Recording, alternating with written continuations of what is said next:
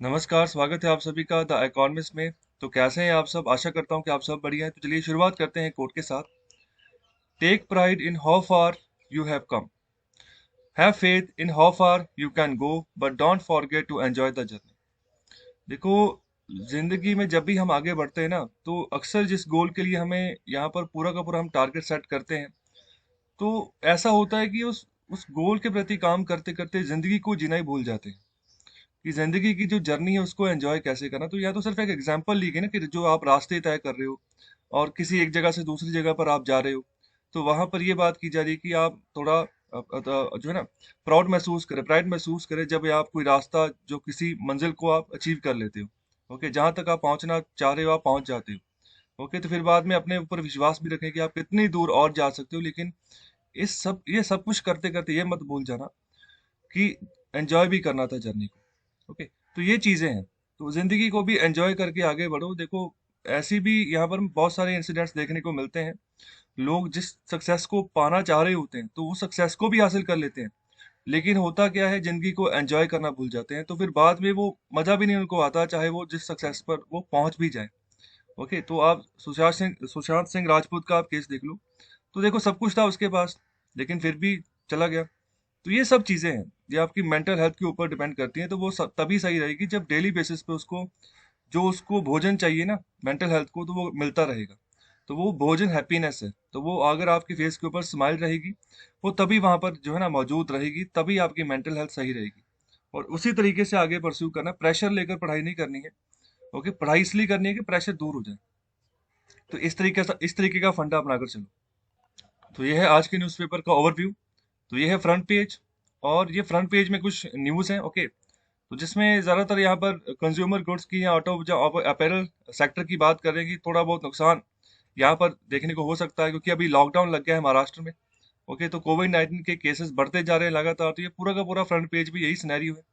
Okay, तो अभी हम बात करें एडिटोरियल पेज की। तो ये सारा का सारा एडिटोरियल पेजेस में कुल मिलाकर 4 आर्टिकल्स है। पहला ये एडिटोरियल है, तो जहां पर ये लॉकडाउन की बात करें, अभी महाराष्ट्र में कल से नाइट कर्फ्यू और जो वीकेंड लॉकडाउन है वो लगा दिया गया है। तो इसके चलते क्या नुकसान, तो उसका मैंने यहाँ पर जस्ट बना दिया है, तो उसको हम डिस्कस करेंगे। और अभी दूसरा आर्टिकल है, तो यहाँ पर भी अल्टरनेटिव इन्वेस्टमेंट फंड की बात कर रहे हैं। ओके, तो अल्टरनेटिव इन्वेस्टमेंट फंड के रिगार्डिंग जो हमारा सेबी है ना, जो मार्केट रेगुलेटर है, तो उसने कुछ रूल्स चेंज किए, तो उसके बारे में आर्टिकल है। और फिर बाद में यहाँ पर अभी ना हाल ही में करप्शन इंडेक्स की एक रिपोर्ट आई है, तो उसमें रैंकिंग होती है हर एक देशों की। ओके, कौन से देश को कौन सा रैंक मिला, तो उसी के रिगार्डिंग भारत की बात इसमें की गई है। दो दो ऑथर्स हैं इस आर्टिकल में, जिन्होंने ये आर्टिकल लिखा है। तो अभी लास्ट में यहाँ पर जो अभी महाराष्ट्र में लॉकडाउन लगा ना, तो इसको रीलुक करने की बात कर रहे हैं, दोबारा से उसको रीलॉक कर दो। ताकि जो कि बहुत सारे सेक्टर्स हैं, बहुत सारे यहाँ पर ना और भी प्रोविजंस बताई हैं किस तरीके से आप आगे बढ़ो। ओके, तो ये है पूरा का पूरा सिनेरियो। कोर्स से शुरुआत होती है एडिटोरियल डिस्कशन, फ्रंट पेज से लेकर अराउंड द वर्ल्ड वाले पेज तक। अगर इंपॉर्टेंट न्यूज निकलती है तब यहाँ पर हम डिस्कस करते हैं। तो आज के दिन पे ना, आज सिर्फ हम यहाँ पर एडिटोरियल का पेज ही डिस्कस करेंगे, क्योंकि फ्रंट पेज से लेकर लास्ट वाले पेज तक कोई इंपॉर्टेंट न्यूज नहीं निकली है। ओके, तो इंपॉर्टेंट न्यूज हम तभी मानेंगे कोई यहाँ पर अगर सॉलिड इम्पैक्ट हुआ हो किसी चीज का। ओके, तो जिसका यहाँ पर इंपॉर्टेंट सोर्स के तौर पर हम यूज कर सके आने वाले समय में न्यूज, अगर क्वेश्चंस पूछी जाए एग्जामिनेशन में उसके रिगार्डिंग। ओके, तो चलिए आगे बढ़ते हैं। तो शुरुआत करते हैं एडिटोरियल नंबर 1 से। No more lockdown, shed COVID fatigue, increase supplies to intensify vaccination. तो देखो, बड़ा सिंपल सी बात यहाँ पर की गई है। तो पिछले 4-5 दिनों से ये लॉकडाउन का फियर चल रहा है पूरी इकोनॉमी में। तो अभी शुरुआत उन राज्यों से हो रही है जहाँ पर केसेस बहुत ज्यादा निकल कर आ रहे हैं। जैसे महाराष्ट्र हो गया, तो महाराष्ट्र हो गया, पंजाब हो गया, केरला हो गया, कर्नाटक हो गया, छत्तीसगढ़ हो गया। तो इन राज्यों में से बहुत ज्यादा केसेस निकल कर आ रहे हैं डेली बेसिस पे। तो एक्टिव केसेस की गिनती बहुत ज्यादा हो चुकी है, तो जिसके चलते अभी लॉकडाउन लगाने की यहाँ पर ना प्रथा शायद दोबारा से प्रारंभ हो जाए। तो शुरुआत हो चुकी है, लेकिन ये वीकेंड लॉकडाउन लगा, ये फुल फ्लैश लॉकडाउन नहीं लगा है। अगर हम बात करें बांग्लादेश की, तो वहां पर तो अभी कल ही 7 दिन का लॉकडाउन लगा दिया गया पूरे देश में ही। ओके, मतलब पूरे रीजन में ना कोविड 19 के केसेस बढ़ते जा रहे हैं लगातार। तो अभी उसी के रिगार्डिंग बात कर रहे हैं। तो कुछ यहाँ पर इंपॉर्टेंट जस्ट मैंने बनाया है, जो यहाँ पर ऑथर कहना चाह रहे हैं। तो सबसे पहली बात तो कर रहे हैं कि जो इन्फेक्टेड लोग हैं उनको घर में ही ट्रीट करो। ओके, तो वहां पर अगर ऐसे सिम्टम्स नहीं नजर आ रहे सीरियस वाले, तो उनको हॉस्पिटल उनमें उनको ना भेजो, उनको घर में ही, ओके घर में ही ना, होम्स को ही आप माइक्रो कंटेनमेंट जोन में तब्दील कर दो। तो वहां पर कंटेनमेंट जोन्स का एरिया वहां पर बना के तो उनको वहीं रखूं कि वहां पर कोई आ जा नहीं सकता। ओके, जब तक वहां पर सिचुएशन ठीक ना हो जाए। ओके, तो इसके अलावा बात कर रहे हैं कि मास्क और सोशल डिस्टेंसिंग, ये तो मेजर बात है ना। तो ये चीज ना देखो रोज हम डिस्कस करते हैं ना, इसका भी हमारे हमारी मेंटेलिटी के ऊपर प्रभाव पड़ता है डिस्कस करने का। क्योंकि अगर जो नहीं कर रहे हैं ना काम ये वाला, मास्क नहीं पहन रहे हैं, सोशल डिस्टेंसिंग नहीं फॉलो कर रहे हैं, तो अभी नहीं तो कल करेंगे करेंगे वो। तो डेली डिस्कस करने का ये फायदा है इसका। ठीक है? तो ये मास्क और सोशल डिस्टेंसिंग इसको सेक्रीफाइस नहीं करना है। लेकिन अगर इलेक्शन कैंपेन्स की बात करें ना, देखो अभी 5 राज्यों में ओके तो इलेक्शन चल रहे हैं, तो वहां पर रैलीज निकाली जा रही है, तो कोई वहां पर ध्यान नहीं दिया जा रहा कि कोई कोविड 19 का कोई प्रोटोकॉल फॉलो करके चलना है, कोई प्रिकॉशनरी मेजर्स फॉलो करके चल रही है। तो इलेक्शन कैंपेन्स में बिल्कुल यहाँ पर त्याग दिया गया है इसको, ना कोई मास्क पहन रहा है, ना कोई यहाँ पर सोशल डिस्टेंसिंग फॉलो कर रहा है। तो ये समय है कि जो पॉलिटिशियंस है ना, तो वो भी हर एक जगह पर जो है ना अपनी नजर बढ़ा के रखें और उसी तरीके से काम करें। और अभी सिचुएशन क्या हो गई कि जो पॉलिटिशियंस लगातार रैलीज वगैरह कर रहे हैं, पहले बिहार बिहार में इलेक्शन हुए। ओके, अभी यहाँ पर 5 राज्यों में इलेक्शन होने जा रहे हैं, तो जब ये रैलीज कर रहे हैं तो खुद ही कुछ पॉलिटिशियंस भी ऐसे होते हैं जिन्होंने मास्क वगैरह नहीं पहना होता, तो जब पूरी क्राउड को देखते हैं कि मास्क नहीं पहना है, उसी को फिर एड्रेस करते हैं, पता भी होता है कि मतलब ये गलत हो रहा है, तो फिर बाद में पॉलिटिशियंस डिमांड करते हैं कि आप मास्क पहन के चलो। तो ये कैसे मुमकिन है? ओके, पहले आप खुद ही इग्नोर कर देते हो, बाद में आप कहो कि आप मास्क पहन के चलो, आपकी अपील फिर कौन सुनेगा? ओके, तो ये गलत बातें हो जाती हैं। तो जो पॉलिटिकल पार्टीज हैं और जो इनके एसोसिएटेड जो यूथ विंग्स हैं या स्टूडेंट ऑर्गेनाइजेशंस हैं, उनको भी कैंपेन करना होगा कि कोविड 19 को उसका जो फटीग है उसको हमने कम करना है, जिसके चलते कम्युनिटी अडॉप्टेशन करनी पड़ेगी मास्किंग की और यहाँ पर सोशल डिस्टेंसिंग की। इसके बिना बात नहीं बनने वाली है। ओके, तो वायरस कहीं पर भी आ सकता है, इसका कुछ अब ये नहीं कह सकते कि अगर मैं बिल्कुल बी अवेयर होकर मैं घूम रहा हूँ ना, मतलब मुझे कोई टेंशन नहीं है कि होएगा ही नहीं वायरस। ओके, मेरा इलाका ही ऐसा है कि जहाँ पर वायरस फैल ही नहीं सकता, तो ये आप भूल जाओ। ओके, छोटे से छोटे गांव में भी ये फैल सकता है, रीजन कोई भी हो सकता है, किसी ना किसी तरीके से वो जो है ना एंटर कर सकता है गांव में। किसी यहाँ बाहर के जो कोई अगर कोई बाहर का कोई बंदा आपके गांव में एंटर करा, किसी भी तरीके से एंटर कर सकता है। तो ये भूल जाओ कि आपके अगर छोटा सा छोटा गांव है, मतलब बहुत रिमोट एरिया में रह रहे हो, तो वहां पर नहीं फैलेगा, नहीं, ऐसा नहीं है। ओके, तो लास्ट में बात करने की वैक्सीन सप्लाईज को हमें बढ़ाना होगा। तो वैक्सीन जो प्रोडक्शन है उसको हमें बढ़ाने की यहाँ पर कोशिश करनी होगी, जो कि सीरम इंस्टीट्यूट ऑफ इंडिया कह भी रहा है कि अभी हम जो है बड़े पैमाने पर, अभी 60 मिलियन डोजेस बनती है एक महीने में, तो अभी 100 मिलियन डोजेस बनाएंगे एक महीने में, तो ये कहना है सीरम इंस्टीट्यूट ऑफ इंडिया का। और भारत बायोटेक भी अभी 60 मिलियन डोजेस जो है बनानी शुरू करेगा एक महीने में, अभी ये 20 मिलियन डोजेस बना रहा है एक महीने में भारत बायोटेक। तो यही दो वैक्सीन निर्माता कंपनीज है फिलहाल जो कि वैक्सीन निर्माण कर रही है, लेकिन और भी लाइन में है काफी जो कि यहाँ पर वैक्सीन बना सकती हैं भारत में, लेकिन उनके पास कोई फार्मूला वगैरह नहीं है। ओके, तो इसी के चलते यहाँ पर ऑथर गवर्नमेंट को कह रहे हैं कि वो एक कंपलसरी लाइसेंस जो ना मैन्युफैक्चरिंग का वो इशू कर दें जो बाकी की कंपनीज हैं उनको, क्योंकि ये आईपीआर राइट्स हो गया ना, इंटेलेक्चुअल प्रॉपर्टी राइट हो गया। पेटेंट है भारत बायोटेक का।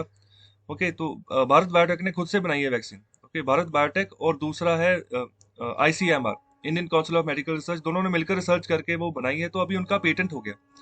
तो ये यहाँ पर बात की जा रही है कि आप पेटेंट खरीद लो, भारत सरकार को कहा जा रहा है पेटेंट खरीदो और उसका लाइसेंस आप जितने भी मैन्युफैक्चरर्स जो भारत में कंपनीज हैं जो वैक्सीन बनाती हैं, तो उनको फॉर्मूला दे दो कि बड़े पैमाने पर जो ना वो भी वैक्सीन बनाना शुरू कर दें। तो ये अच्छी बात है ना, फिर बड़े पैमाने पर वैक्सीन निकलेंगी। और जो हम यहाँ पर 10 से 20 मिलियन पर डे के हिसाब से डोजेस दे रहे हैं वैक्सीन की, उससे कम नहीं है, इतना ज़्यादा नहीं है, तो वो बढ़ जाएगी ना एक दिन में। हो सकता है हम 30 मिलियन 40 मिलियन डोजेस जो है उसका हम टीकाकरण कर दें लोगों को, तो उतनी जल्दी हम कवर कर लेंगे अपनी पॉपुलेशन को। लेकिन जिस पेस से हम अभी चल रहे हैं, तो उससे तो ऐसा है कि 2022 के एंड तक जाकर हम जो है वैक्सीनेशन ड्राइव को पूरा कर पाएंगे। ओके, तो अभी अगर जल्दी करना है तो वैक्सीनेशन सप्लाई जो है वो बढ़ानी होगी, तभी बढ़ेगी जब यहाँ पर आईपीआर राइट्स जो है ना वो खरीद लेगी गवर्नमेंट भारत बायोटेक से। तो चलिए अभी एडिटोरियल नंबर 2 डिस्कस करते हैं। तो यहाँ पर बात कर रहे हैं making alternatives main stream investment. तो देखो अभी सेबी ने एक नए नॉर्म्स लेकर है, कुछ बदलाव किया है जो अल्टरनेटिव इन्वेस्टमेंट फंड के जो यहाँ पर रूल्स है उसके रिगार्डिंग, तो उसी के बारे में चर्चा करेंगे। जो सेबी जो है हमारा security and exchange board of India है, तो वो यहाँ पर पूरे मार्केट को रेगुलेट करके चलता है कि कहाँ से कैसे स्टॉक मार्केट काम कर रही है, क्या कोई करप्शन वगैरह वहां पर तो नहीं हो रही, या किसी ऐसी प्रैक्टिसेस के यहाँ पर का साथ काम तो नहीं हो रहा जिससे यहाँ पर इन्वेस्टर्स का नुकसान हो रहा हो। तो इस सब चीज़ों को सेबी जो है ना वो प्रोटेक्ट करके चलता है। तो इसी के चलते और इन्वेस्टर्स को यहाँ पर सिक्योरिटी प्रोवाइड करते हुए, यहाँ पर और फ्लेक्सिबिलिटी प्रोवाइड करते हुए यहाँ पर नॉर्म्स लाए गए हैं, जिसके तहत बात कर रहे हैं कि सेबी ने अभी नॉर्म्स अमेंड किए हैं for alternative investment fund. Okay, तो इसको ऑथर बात करेंगे, ये फॉरवर्ड लुकिंग है और डिजाइन है, और यहाँ पर इससे ट्रांसपेरेंसी बढ़ेगी और एफिशिएंसी बढ़ेगी। ओके, इकोनॉमी में जिस भी स्टार्टअप में इन्वेस्टमेंट किया होगा तो वहां पर वो अच्छे खासे तरीके से एफिशिएंसी वहां पर देखने को मिलेगी। और जो अल्टरनेटिव टिपिकली यहाँ पर इसका मतलब क्या, देखो जो भी अल्टरनेटिव इन्वेस्टमेंट फंड होते हैं ना, तो ये डील करते हैं एसेट्स के हिसाब से। ओके, जैसे आपने किसी या मेटल में इन्वेस्ट कर दिया, ओके, तो लेकिन अगर हम बात करें जो स्टॉक्स हो गया, बॉन्ड्स हो गए, शेयर्स हो गए, तो ये बिल्कुल इनसे अलग होते हैं। ओके, तो अगर आप अल्टरनेटिव इन्वेस्टमेंट फंड में इन्वेस्ट करें, इसका मतलब ये नहीं है कि आप स्टॉक्स में इन्वेस्ट कर रहे हो या फिर आप बॉन्ड्स में इन्वेस्ट कर रहे हो या स्टॉक मार्केट में इन्वेस्ट कर रहे हो। ओके, तो ये अलग है, थोड़ा इसको समझें। ओके, स्टॉक मार्केट में इन्वेस्ट करना, ओके, तो बॉन्ड्स में इन्वेस्ट करना ये अलग चीज है, अल्टरनेटिव इन्वेस्टमेंट फंड में इन्वेस्ट करना ये अलग चीज है। ओके, तो ये बात यहाँ पर की जा रही, तो ये इसी के चलते बात कर रहे हैं कि एक तरीके का अल्टरनेटिव है हमारे पास इन्वेस्टमेंट करने का, इन्वेस्टर के पास, कि पैसा लगाए और रिटर्न हासिल करे। और जिसके चलते यहाँ पर इन्वेस्टमेंट पोर्टफोलियो जो है ना, तो यहाँ पर एक तरीके से एक ब्रॉडर डाइवर्सिफिकेशन है ऑफ रिस्क वो प्रोवाइड करता है इन्वेस्टर को। मतलब कि रिस्क तो सब जगह है ना, अगर आप कहीं पर भी इन्वेस्ट कर रहे हो तो रिस्क तो रहेगा ही कि पैसा कहीं डूब ना जाए, लेकिन इसको कोशिश इसकी यही होती है कि इसको रिस्क को कम से कम रखा जाए। तो इसी के चलते सेबी काम करता है। तो अभी जो अल्टरनेटिव इन्वेस्टमेंट फंड है, तो यहाँ पर इसके रिगार्डिंग अगर हम बात करें तो यहाँ पर रिस्क के डाइवर्सिफिकेशन मतलब और बहुत सारे रास्ते हैं कि रिस्क जो है कम से कम रहे, और साथ ही में इन्वेस्टर जो पैसा इन्वेस्ट करे उसको रिटर्न अच्छा खासा मिले। ओके, तो इस तरीके से अल्टरनेटिव इन्वेस्टमेंट फंड जो है ना, वो भी अच्छी चॉइस है इन्वेस्टर के सामने, अगर वो पैसा अपना इन्वेस्ट रखना चाह रहा है, फ्लो में रखना चाह रहा है। क्योंकि दो तरीके से आप पैसे के रखते हो, या तो स्टॉक में रखते हो, स्टॉक में ऐसे जैसे आपने बैंक में पैसा जमा करवा दिया, वो आपका स्टॉक है। अगर बैंक से पैसा जमा बाहर निकाला तो उसको हम यहाँ पर उसको नाम देते हैं फ्लो, कि वो पैसा फ्लो में आ गया। ओके, फिर आप उसको कहीं इन्वेस्ट कर रहे हो तो वो फ्लो में आ गया पैसा। अगर पैसा फ्लो में रहता है ना, तो आपको रिटर्न अच्छा खासा मिलेगा। अगर पैसे को आपने किसी स्टॉक में रख दिया तो उसकी वैल्यू कम होती जाएगी। ओके, तो अगर फ्लो में है तो वैल्यू बढ़ती जाएगी। तो अगर इन्वेस्टर इन्वेस्ट कर रहा है ना, उसका मतलब यही है। ओके, क्योंकि वो अपने पैसे की वैल्यू ये नहीं देखना चाह रहा कि फ्यूचर में अगर मैंने 2 लाख रुपया कमाया तो मैंने उसकी एफडी करवा दी तो फ्यूचर में उसकी वैल्यू कम ना हो जाए। तो ये ऐसे अल्टरनेटिव ढूंढता रहता है कि जहां पर मुझे 2 साल के बाद अच्छा खासा रिटर्न मिले या 5 साल के बाद अच्छा खासा रिटर्न मिले। तो सब सब सब चीजों का कंपैरिजन करके फिर जाकर वो इन्वेस्टमेंट करता है इन्वेस्टर। ओके, तो अल्टरनेटिव इन्वेस्टमेंट फंड क्या होता है, तो ये भी एक प्राइवेटली पूल्ड इन्वेस्टमेंट व्हीकल है, जहां पर जो प्राइवेट इन्वेस्टर्स होते हैं वो इन्वेस्ट करते हैं। ओके, फिर इन्हीं से पैसा उठाकर जो है ना अलग अलग प्रोजेक्ट्स में लगता है। ओके, या फिर किसी इंडस्ट्री के रिगार्डिंग लगता है। ओके, तो इस तरीके से रिटर्न मिलता है इन्वेस्टर्स को। तो यहाँ पर फंड्स को कलेक्ट किया जाता है। तो यहाँ पर जो भी इन्वेस्टर्स यहाँ पर सेविंग के रूप में जो पैसा इन्वेस्ट करते हैं, उन्हीं का पैसा होता है अल्टरनेटिव इन्वेस्टमेंट फंड में। तो इसकी कुछ कैटेगरीज है। अगर बात करें कैटेगरी 1 की, तो कैटेगरी 1 में वेंचर कैपिटल फंड आते हैं, जिनको हम एंजल फंड्स भी बोलते हैं। तो वेंचर कैपिटल फंड्स क्या होता है, देखो जितने भी स्टार्टअप्स भारत में नए स्टार्टअप शुरू होते हैं ना, तो वहां पर उनको कोई ना कोई बैकअप सपोर्ट चाहिए होती कि जो पैसा उनको मिलता जाए ताकि जो कि वो आगे बढ़ते जाए। सबसे बड़ी चीज होती है किसी भी स्टार्टअप को ग्रो करने की, उसकी एडवर्टीजमेंट। आप देख लो जोमेटो है, ओके, स्विगी है, तो उनको एडवर्टीजमेंट की जरूरत रहती है। ओके, तो उसके लिए भी तो पैसा चाहिए। तो उनको उनको यहाँ पर फिर वेंचर कैपिटल फंड्स के थ्रू जो ना पैसा आता है। तो यहाँ पर भी इन्वेस्टर्स होते हैं, यहाँ पर बड़ी बड़ी कंपनीज होती हैं जो पैसा इन्वेस्ट करके रखती हैं। और फिर जो नया स्टार्टअप जो शुरू किसने करना हो, जो कोई नया आइडिया लेकर आया कि मेरा ये आइडिया है, और अगर लगे कि आइडिया बढ़िया चल सकता है, तो फिर उसमें इन्वेस्ट किया जाता है, और आने वाले समय में उसी की कंपनी में स्टेक भी खरीद लिया जाता है इन वेंचर कैपिटल फंड्स के द्वारा, जो भी जिन भी लोगों ने यहाँ पर इन्वेस्ट किया होता है वेंचर कैपिटल फंड्स में। ओके, तो अभी बहुत सारे स्टार्टअप्स ऐसे हैं जिनको सॉफ्ट बैंक जो है ना, वो जो है उनका स्टेक लेकर चलता है, उनको यहाँ पर वेंचर कैपिटल फंड के थ्रू सपोर्ट प्रोवाइड करके चलता है। तो बहुत सारे अदारे ऐसे बने हैं। ओके, जैसे मैंने बायजूस की बात करूं, ओके, तो वो भी अपनी वैल्यूएशन लगातार बढ़ाता जा रहा है। ओके, कभी किसी ग्रुप को अक्वायर कर, अभी आज की न्यूज़ है आकाश एजुकेशन को वो अक्वायर करने जा रहा है बायजूस। ओके, तो हाल ही में उसका जो वैल्यूएशन है वो 15 बिलियन US डॉलर के आसपास पहुंच गया। ओके, तो ये अभी एक हफ्ते पुरानी बात है। तो इसी के चलते यहाँ पर वो आगे बढ़ते रहते हैं, स्टार्टअप्स को पैसा मिलता जाता है, वो आगे एक्सपैंड करते जाते हैं।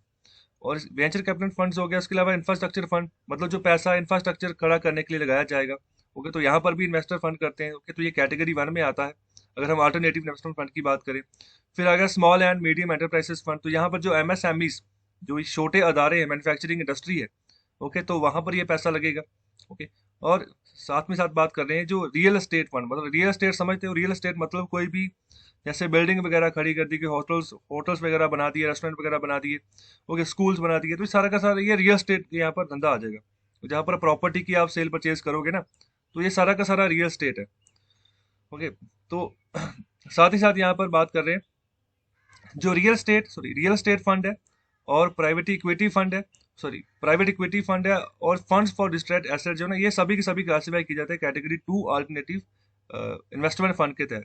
ओके, तो अल्टरनेटिव जो यहाँ पर कैटेगरी 1 के तहत है, जो यहाँ पर वहाँ पर सिर्फ एंजल फंड आता है, इंफ्रास्ट्रक्चर फंड आता है, और यहाँ पर small and medium enterprises fund आता है। तो ये दो कैटेगरीज यहाँ पर बताई गई। तो हालांकि इसकी 3 कैटेगरीज होती हैं, तो इस चार्ट में आपको और अच्छे से पता चल जाएगा। तो देखो, ये कैटेगरी 1 है, ये कैटेगरी 2 है, ये कैटेगरी 3 है। तो यहाँ पर देखो एग्जांपल्स के तौर पर कैटेगरी 1 में वेंचर कैपिटल फंड आ गया, इंफ्रास्ट्रक्चर फंड, एंजल इन्वेस्टर आ गए, ओके, रियल एस्टेट आ गया कैटेगरी 2 में, प्राइवेट इक्विटी फंड्स और डिस्ट्रेस्ड एसेट्स और हेज फंड्स आ गए, ओके, उसके बाद private investment, public equity funds, long only funds आ गए। तो ये सब चीजें आ गई कैटेगरी 3 में। तो ये देखिए कितनी मिनिमम इन्वेस्टमेंट अमाउंट होती है। कैटेगरी 1 में 25 लाख है, और कैटेगरी 2 में 1 करोड़ है, कैटेगरी 3 में वहां पर भी 1 करोड़ यहाँ पर इन्वेस्टमेंट अमाउंट है। तो ये आपको ये चीजें पता होनी चाहिए। टेन्योर भी देखो, 3 साल तक की यहाँ पर जो है ना मिनिमम टेन्योर होता है जब आप इन्वेस्ट करते हो, मतलब ज्यादा से ज्यादा 3 साल तक की आप कर सकते हो। तो कैटेगरी 2 में भी 3 साल तक का है। लेकिन अगर बात करें तो यहाँ पर बात की जा रही है कैटेगरी 3 के बारे में, कैन बी ओपन एंडेड और close ended, however the tenure should be decided at the start of the fund or scheme of alternative investment fund। तो जो भी स्टार्टिंग में डील हो गई ना, तो उसी के हिसाब से यहाँ पर इसका टेन्योर रखा जाएगा, और आने वाले समय में कि जिस बड़े पैमाने पर इन्वेस्टमेंट होगी उसी हिसाब से टेन्योर होगा उसका। ओके, यहाँ पर कब तक रिटर्न आपको मिलती जाएगी, यहाँ पर कब तक आपको प्रिंसिपल अमाउंट जो भी जो आपने इन्वेस्ट की थी वो आपको वापस मिल जाएगी। तो इस तरीके से पूरा का पूरा सिनेरियो है इन तीनों कैटेगरीज का। और थोड़ा सा पर्पस भी देख लो, जो कैटेगरी 1 फंड है, तो ये बिल्कुल यहाँ पर स्टार्टअप्स को सपोर्ट किया जाता है। जो भी नए सोशल वेंचर शुरू हुए हैं, जहाँ पर स्मॉल एंड मीडियम एंटरप्राइजेस कुछ भी शुरू हुआ है ना, तो उनको यहाँ पर पैसा प्रोवाइड किया जाता है कैटेगरी 1 के यहाँ पर अल्टरनेटिव इन्वेस्टमेंट फंड के थ्रू। अगर 2 की बात करें तो यहाँ पर स्टार्टअप पे इन्वेस्ट नहीं किया जाता। तो ये कुछ बातें हैं जो आपको पता होनी चाहिए। तो स्टार्टअप पे इन्वेस्ट नहीं किया जाता, ना ही सोशल वेंचर्स में यहाँ पर इन्वेस्ट किया जाता है। तो यहाँ पर जो इन्वेस्टमेंट होती है ना, वो अनलिस्टेड कंपनीज हो, मतलब जो यहाँ पर कंपनी बन गई है, ओके, लेकिन अनलिस्टेड है, स्टॉक मार्केट में लिस्टेड नहीं है, लेकिन प्रॉफिट में वो चल रही है। ओके, तो ऐसी कंपनीज में यहाँ पर इन्वेस्ट किया जाता है। तो देखो, रियल एस्टेट की अदारे जो है ना, यही ऐसी कंपनीज ही करती हैं जो कि मतलब वेल एस्टेब्लिश हो चुकी है। और कैटेगरी 3 में यहाँ पर ये और कम्प्लेक्स होता है, डाइवर्स स्ट्रेटेजी जो है ना ये अपनाकर चलता है। तो यहाँ पर इन्वेस्ट करता है लिस्टेड और अनलिस्टेड कंपनीज दोनों में। ओके, तो दोनों जगह जो है ना ये बड़े पैमाने पर जो है इन्वेस्ट कर सकता है। Okay, invest for short term gain, तो शॉर्ट टर्म गेन्स के हिसाब से ही इन्वेस्ट करते हैं। ओके, तो ये पूरा का पूरा सिनेरियो हो अल्टरनेटिव इन्वेस्टमेंट फंड का। और अभी आगे बात कर रहे हैं कि अभी जो नया सेबी का नॉर्म से जो स्टार्टर्स है, मतलब जो जिन्होंने नया नया अपना कोई कंपनी शुरू की, नया नया स्टार्टअप शुरू किया है, तो अभी उनकी उनके रिगार्डिंग जो डेफिनेशन है स्टार्टअप्स की, उसको यहाँ पर अभी थोड़ा चेंज किया है। ओके, तो यहाँ पर जो सेंटर का जो पर्पस है, पर्पस यही है कि यहाँ पर जो एंजल फंड्स है, वेंचर कैपिटल है, तो वहां पर अच्छे खासे तरीके से यहाँ पर इन्वेस्टमेंट बढ़े। ओके, तो इन्वेस्टमेंट तभी बढ़ेगी ना जब उनको अच्छा खासा रिटर्न मिले। तो रिटर्न तभी मिलेगा जब उनके सामने आप रिस्ट्रिक्शंस को कम से कम रख दोगे। ओके, जैसे देखिए न्यूजीलैंड की बात करूँ तो ease of doing business index में टॉप पर रहता है वो हर साल। टॉप पर क्यों रहता है? क्योंकि अगर वहां उस देश में कोई इन्वेस्टमेंट जाती है ना, तो वो कोई रेस्ट्रिक्शंस वगैरह, मतलब ऐसा माहौल नहीं पैदा होने देता कि जो इन्वेस्टर आया ना तो वो दुखी होकर वापस चला जाए या फिर दुखी होकर बैठ जाए। ओके, तो इस तरीके का सिनेरियो भारत में है। ओके, मतलब हम क्या करते हैं, हम हमारे यहाँ ना चाहते हुए भी ऐसा सिनेरियो बन जाता है कि जो इन्वेस्टर्स बाहर से आए हैं ना, तो उनको मतलब किसी ना किसी तरीके से हम तंग परेशान कर ही देते हैं। ओके, तो ऐसा सिनेरियो हमारे सामने आ जाता है जिसके तहत हमारा जो बिजनेस करने का जो यहाँ पर जैसे जितना आसान ये होना चाहिए ना, जितनी इन्वेस्टमेंट आनी चाहिए, तो वो वहां पर कम ही रहती है। ओके, तो हालांकि भारत सरकार लगी हुई है ऐसे लूप होल्स को भी आइडेंटिफाई करके खत्म करने के लिए, क्योंकि इन्वेस्टमेंट, जब तक इन्वेस्टमेंट नहीं रहेगी ना, तो ग्रोथ जो है ना वो भी रुक जाएगी किसी भी देश की। तो अभी उसी के चलते आगे बात करें कि जो भी रिस्ट्रिक्टेड एक्टिविटीज की यहाँ पर लिस्ट है ना, जहाँ पे जो भी रिस्ट्रिक्टेड सेक्टर्स है जहाँ पर कि वो इन्वेस्ट नहीं कर सकते, और जैसे हमने अभी कैटेगरी 2 के बारे में पढ़ा कि वहां पर जो है जो अल्टरनेटिव इन्वेस्टमेंट फंड जो है वो अभी स्टार्टअप्स में इन्वेस्ट नहीं कर सकता, या सोशल वेंचर में इन्वेस्ट नहीं कर सकता। ओके, रेस्ट्रिक्शन है ना वो वहां पर। तो अभी इसी के चलते ये सब चीजें रिमूव कर दी गई है। ओके, तो अभी ये वेंचर कैपिटल अंडरटेकिंग जो है ना यहाँ पर इसके चलते रिमूव कर दी गई कि मतलब आप जो भी एंजल फंड आपका है, वेंचर कैपिटल फंड है, आप जहाँ चाहे आप इन्वेस्ट कर सकते हो। रिस्ट्रिक्शंस वगैरह वो लिस्ट अभी उड़ा दी गई है। ओके, तो अभी फ्लेक्सिबिलिटी प्रोवाइड कर दी गई है इन्वेस्टमेंट में फॉर जो वेंचर कैपिटल फंड है, जो या फिर जो एंजल फंड है उनके थ्रू।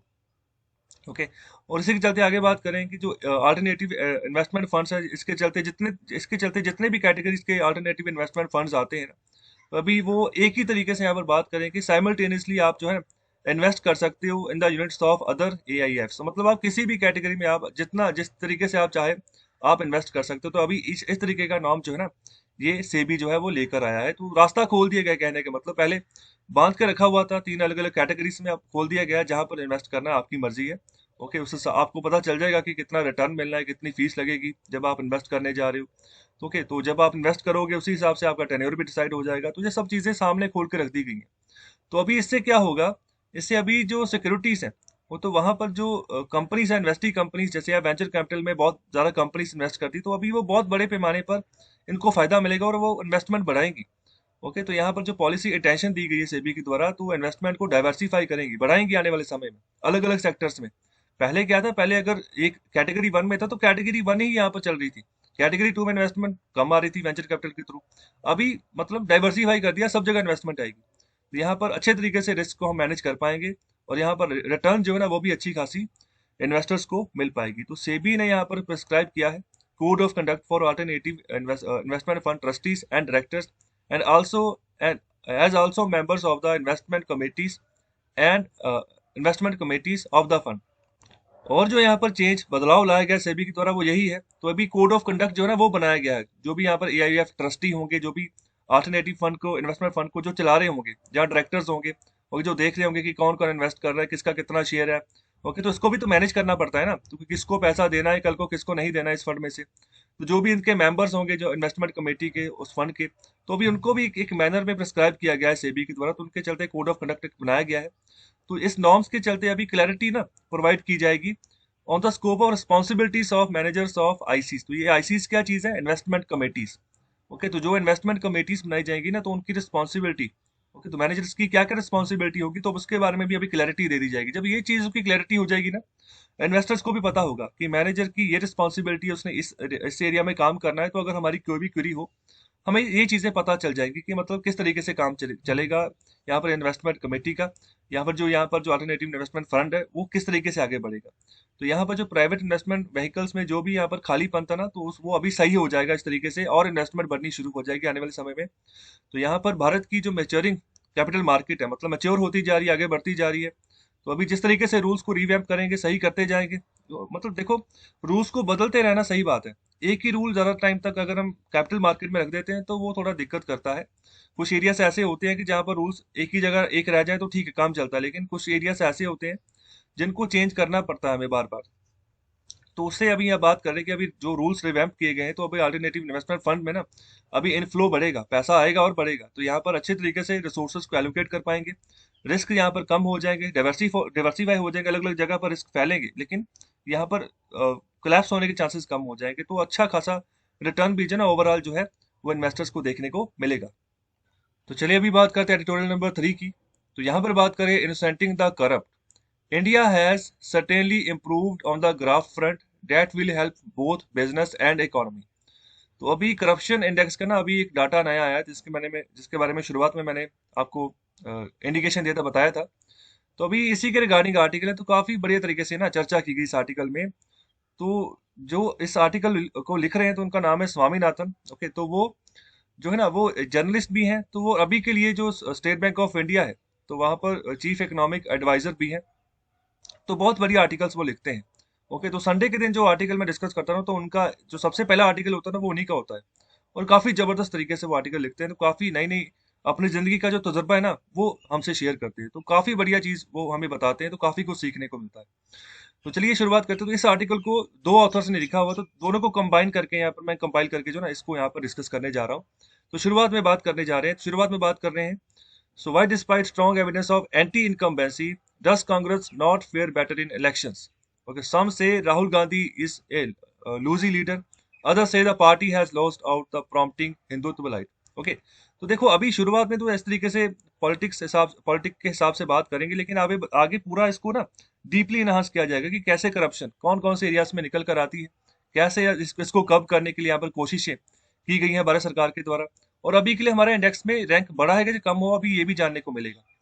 ओके, तो शुरुआत में यही बात की जा रही है कि एंटी इनकम्बेंसी के बारे में तो मैंने संडे को अलग से लेक्चर एक बाकायदा लिया था, वहां पर आर्टिकल ही एंटी इनकम्बेंसी के बारे में था। अगर आप कंटिन्यू फॉलो करके चल रहे हो तो आपको पता होना चाहिए। तो एंटी इनकम्बेंसी क्या होती है? तो एंटी इनकम्बेंसी का मतलब होता है कि जो सरकार सत्ता में आ जाए ना, जो जो पार्टी सत्ता में आ जाए, उसने 5 साल तक रूल किया, और फिर बाद में क्या होता है, 5 साल बाद उसके खिलाफ ही ना एक हवा बननी शुरू हो जाती है, क्योंकि कुछ वोटर्स उसके खिलाफ होने शुरू हो जाते हैं। तो उसी के चलते यहाँ पर क्या होता है कि जब इलेक्शंस होते हैं अलग अलग सीट्स के ऊपर, कुछ वही जो वोटर इनके खिलाफ है ना, वो इनको वोट नहीं करते, दूसरी पार्टी को वोट कर दिया। ओके, तो इससे क्या होता है कि ये हार सकते हैं, इनकी मतलब हारने की सिचुएशन हो जाती है, या फिर इनकी सीट्स बहुत कम हो जाती हैं। इसको हम कहते हैं एंटी इनकम्बेंसी का फैक्टर, ये चलता है। ओके, लेकिन अगर हम बात करें सेंट्रल में जो मोदी गवर्नमेंट है, उनके खिलाफ ये नहीं चला। उनकी तो सीट्स बढ़ गई 2019 में, ओके, 303 हो गई 282 से। लेकिन अगर बात करें राज्यों में, तो वहां पर चला। ओके, तो जैसे राजस्थान में बीजेपी की सरकार चली गई, ओके, मध्य प्रदेश में चली गई, हालांकि बाद में वापस आ गए। तो ये सब चीजें होती रहती हैं, तो इसको हम कहते हैं एंटी इनकम्बेंसी। तो कांग्रेस की अगर बात करें ना, तो कांग्रेस सही तरीके से क्या इलेक्शन नहीं लड़ पा रही है। ओके, तो उनको पता भी है कि सब चीजें उनके सामने, तो राहुल गांधी को कुछ कह रहे हैं कि वो सही लीडर नहीं है, वो सही से रिप्रेजेंट नहीं कर पाएंगे देश को। और कुछ लोग ये भी कह रहे हैं कि जो हिंदुत्व की जो यहाँ पर पॉलिसी है, तो उससे एक मतलब हट गई है, एक साइड पे हो गई है कांग्रेस पार्टी, जिसके तहत ये हार रहे हैं बार बार। और यहाँ पर और भी बहुत सारे मेजर रीजन यहाँ पर बताए गए हैं कि कांग्रेस की इमेज अगर हम बात करें, तो यहाँ पर ज्यादातर यही रही कि दशकों तक इन्होंने रूल किया है। ओके, तो यहाँ पर करप्शन के चार्जेस इनके ऊपर सबसे ज्यादा लगते रहे हैं।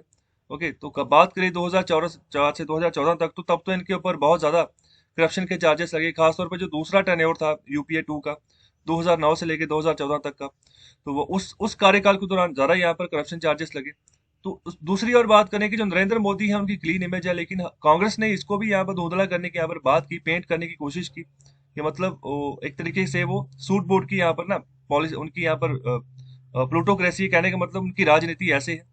ओके, तो दूसरी ओर यहाँ पर बात करें बीजेपी क्यों राइज करी, तो उसका एक रीजन सबसे बड़ा यही है कि हिंदुइज्म जो यहाँ पर नेशनलिज्म है ना, राष्ट्रवाद, जो हिंदू राष्ट्रवाद, तो उसके चलते यहाँ पर बीजेपी को राइज देखने को मिला। और दूसरी ओर ऑथर ये भी बात कर रहे हैं कि मोदी जी की जो क्लीन इमेज थी ना, तो वो भी मैटर करती है। और आगे बात कर रहे हैं इंटरनेशनल करप्शन रैंकिंग के बारे में। तो अभी एक नई रिपोर्ट टेबल हो चुकी है, तो यहाँ पर इसको जो बनाया गया है बाय 2 ग्लोबली रिस्पेक्टेड इंस्टीट्यूशंस। तो कि तो इनका नाम याद रखें, ये बहुत इंपॉर्टेंट होता है कि इस रिपोर्ट को किसने बनाया। सबसे पहले है ट्रांसपेरेंसी इंटरनेशनल। ओके, तो जो कि यहाँ पर करप्शन के यहाँ पर मेजर जो है ना, उसको यहाँ पर जो है डील करती है बाय द इंडियन बिजनेसमैन, मतलब इंडियन बिजनेसमैन के द्वारा क्या करप्शन किए गए, तो उनके मेजर्स अपनाती है। और दूसरी यहाँ पर बात कर रहे हैं ट्रेस, तो ये भी एक इंटरनेशनल बिजनेस एसोसिएशन है। ओके, तो ये यहाँ पर ब्राइबरी, तो यहाँ पर जो फॉरेन इन्वेस्टर्स को जो रिश्वत वगैरह जहाँ पर जो उसको देनी पड़ती है ना, तो उसके रिगार्डिंग अलग अलग कंट्रीज में, तो ये जो है ना अपना डाटा देती है। सिर्फ भारत के बारे में नहीं है, ये पूरी दुनिया के बारे में ये यहाँ पर इंडेक्स आता है, ट्रांसपेरेंसी इंटरनेशनल का और यहाँ पर ट्रेस का। ओके, तो ये एक जो है ना, एक सिर्फ और सिर्फ बताती है इंडियन बिजनेसमैन, मतलब कि वो क्या कैसे करप्शन कर रहे हैं। दूसरी ओर जो है ना, यहाँ पर जो रिश्वतखोरी चलती है, ओके, जो ट्रेस है रिश्वतखोरी के बारे में यहाँ पर बताती है कि किस तरीके का बराबरी का रिस्क रहता है फॉरेन इन्वेस्टर्स को। ओके, तो अलग अलग कंट्रीज में वो जो फेस करते रहते हैं रिश्वत का। ओके, तो पैसा दो, जैसे किसी फॉरेन इन्वेस्टर्स ने इन्वेस्ट कर दिया, एक कंपनी खोल ली, सपोज करो इंडिया में कंपनी खोल ली, और बाद में उसको रिश्वत देनी पड़ रही है उसी कंपनी को चलाने के लिए। ओके, तो ये ऐसे इंसिडेंट्स जो निकल कर आते हैं, तो इसी से करप्शन बढ़ती है। जैसे अभी हाल ही में एक न्यूज देखने को मिली, तो फ्रांस से हमने राफेल विमान खरीदे हैं। ओके, तो काफी राफेल विमान आए, तो जो उसको विमान को बनाने वाली कंपनी है, ओके, डसॉल्ट एविएशन, तो उसने कहा कि मुझे जो यहाँ पर भारत और हमारे बीच में जो डील करवा रहा था, जो बिचौलिया था, उसको 1 मिलियन यूरो जो है ना, वो रिश्वत के तौर पर मुझे देने पड़े। तो वहां पर तो उन्होंने as a word gift use किया है कि हमें उनको गिफ्ट देने पड़े। तो ये ऐसी इन केसेस में जो गिफ्ट भी होता है ना, वो रिश्वत ही होती है। ओके, तो देखो बहुत सारे केसेस ऐसे भी करप्शन के आते हैं कि जब देखो किसी ने काम निकलवाना हो किसी बड़े अफसर से जाके, तो उनको गिफ्ट दे देते हैं, मतलब कोई कार दे दी या कोई गाड़ी दे दी, बाइक दे दी, एलसीडी वगैरह दे दी, तो वही गिफ्ट भी करप्शन ही है। ओके, तो इस तरीके से यहाँ पर काम चला जाता है। और आगे यहाँ पर और भी बातें की जा रही हैं कि जो ट्रेस ऑर्गेनाइजेशन है, इसने जो मेजर्स अपनाए हैं ना, तो यहाँ पर सिर्फ फॉरेन जो इन्वेस्टर्स है उसके रिगार्डिंग अपनाए हैं। तो यहाँ पर कुछ बातें इन्होंने इग्नोर कर दी, जैसे जो डोमेस्टिक इन्वेस्टर्स के द्वारा जो रिस्क फेस किया जाता है ना, तो उसके बारे में इन्होंने नहीं फोकस किया है, नहीं बताया है।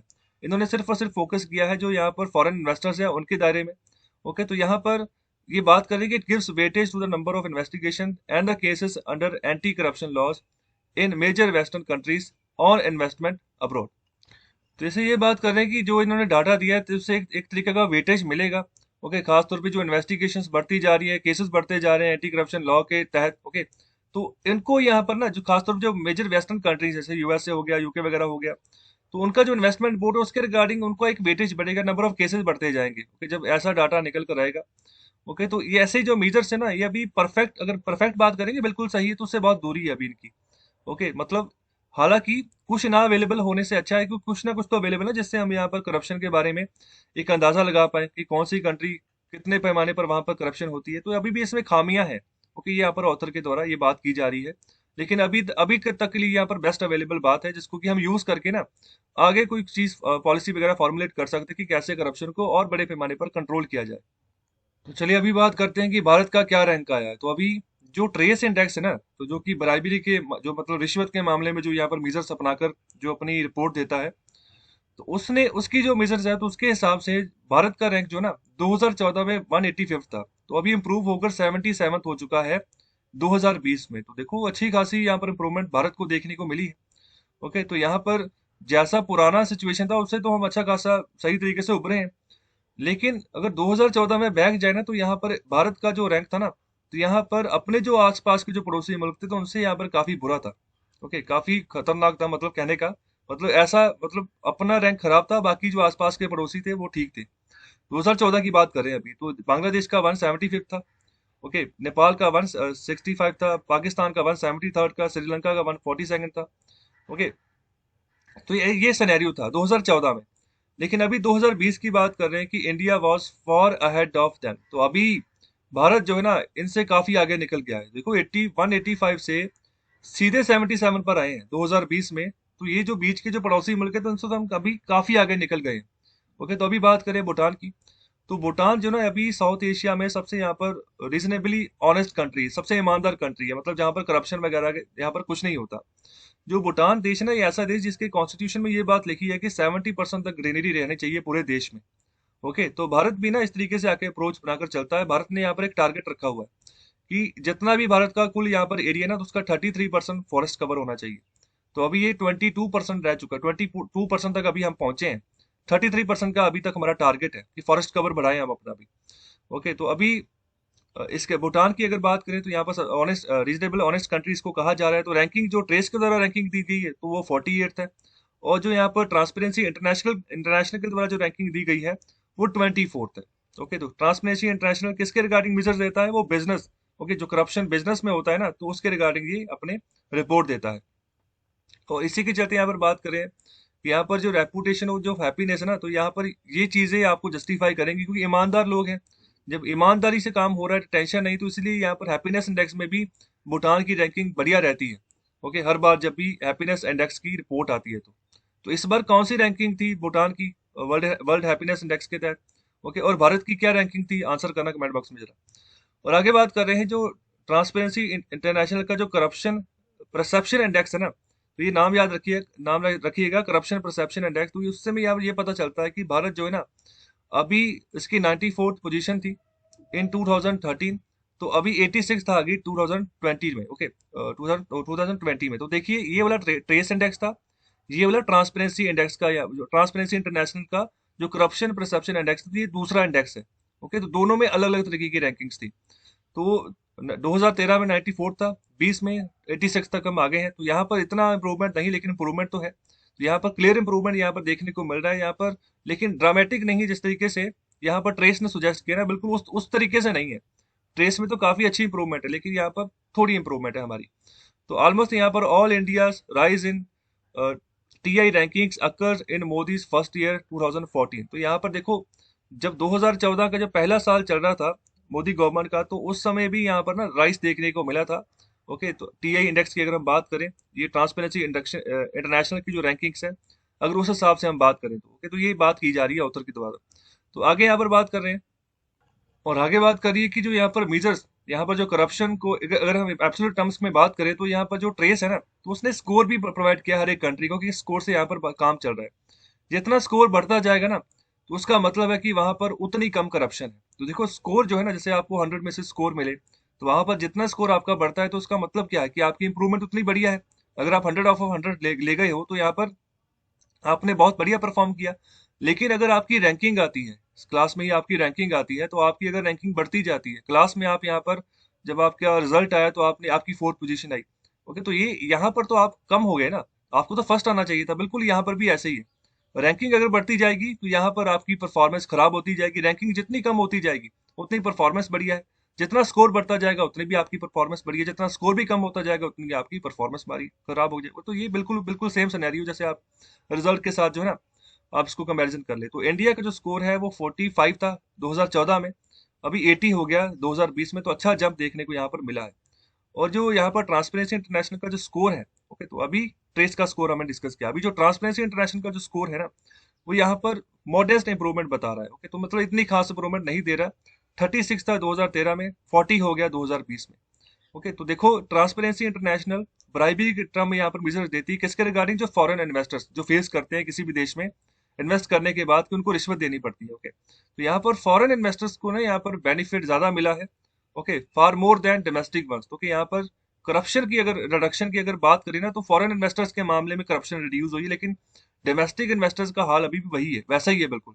ओके, तो उनके रिगार्डिंग जो करप्शन है ना, मतलब वहां पर भी करप्शन कम हो, तो ऐसा डाटा यहाँ पर नहीं देखने को मिला है।